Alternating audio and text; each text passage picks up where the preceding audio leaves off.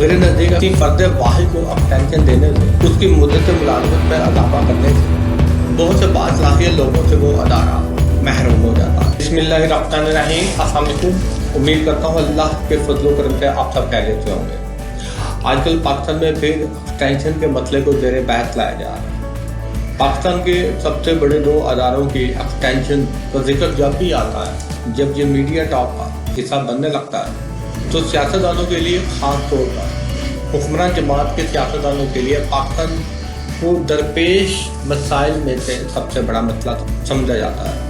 Extension देना या ना देना ये वज़ीर आज़म के हाथ में होता है, मगर फिर भी किबला वक्त मीडिया पर इस बात की छेड़छाड़ कर देना और बहुत सी जय मगोइयों का हिस्सा बना देना हमारी समझ से बाहर आता है। फिर ये बहस तूल पकड़ती है, शायद अवाम के जहन साजी की जाती है और एक्सटेंशन देने में ही मसलहत समझी जाती है। आजकल पाकिस्तान की सबसे बड़ी अदालत के चीफ जस्टिस काजी फाइज इज़्ज़ा की एक्सटेंशन के मामला या एक्सटेंशन के बारे में खबर सबसे पहले ARY ने जारी की।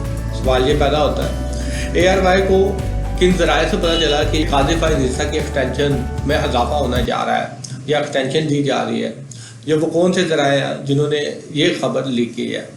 सबसे पहले मीडिया की ये जिम्मेदारी बनती है कि वो ज़राए अवाम को बताया जाए। मेरे ख्याल में महज खबर को अवाम के सामने लाने से बेहतर इनके ज़राए का बताना भी बहुत ज़रूरी है। एक्सटेंशन और मैरिट मेरे नज़दीक दोनों एक दूसरे के दुश्मन हैं। और मैरिट वो चीज़ होती है जो आपके मुआशरे के बासलाहियत लोगों को मुआशरे की खिदमत के लिए मुंतहिक करती है।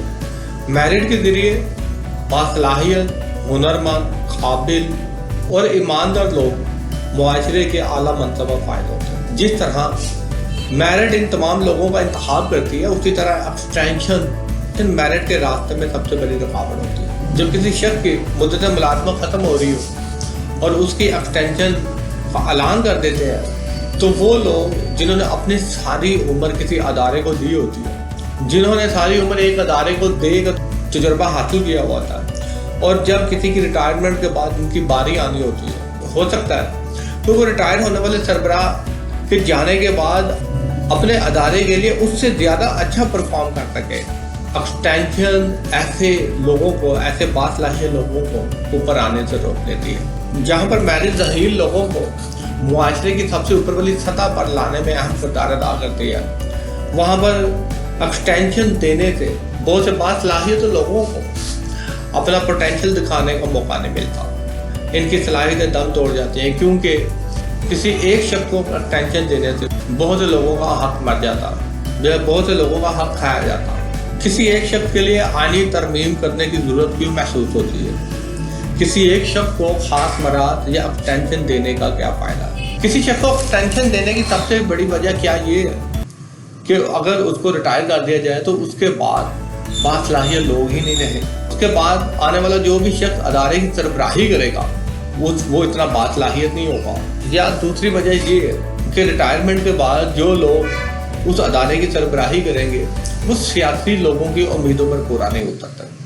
इन्हीं दोनों वजूहात की बुनियाद पर किसी भी अदारे के सरबराह को एक्सटेंशन देने का फैसला किया जाता है। मेरे नज़दीक किसी फ़र्द वाहिद को एक्सटेंशन देने से, उसकी मुद्दत मुलाजमत में इजाफा करने से बहुत से बासलाहियत लोगों से वो अदारा महरूम हो जाता है। आज हमारी गुफ्तगू करने का मकसद किसी भी हुकूमत पर नुक्ताचीनी नहीं करना है, ना ही किसी अदारे की शख्सियत को कंट्रोवर्शियल बनाना है। हमारा मकसद ये है कि हमारे हुक्मरान ने जितने भी फैसले किए इससे पाकिस्तान को फ़ायदा हासिल होगा या इनकी सियासी जमात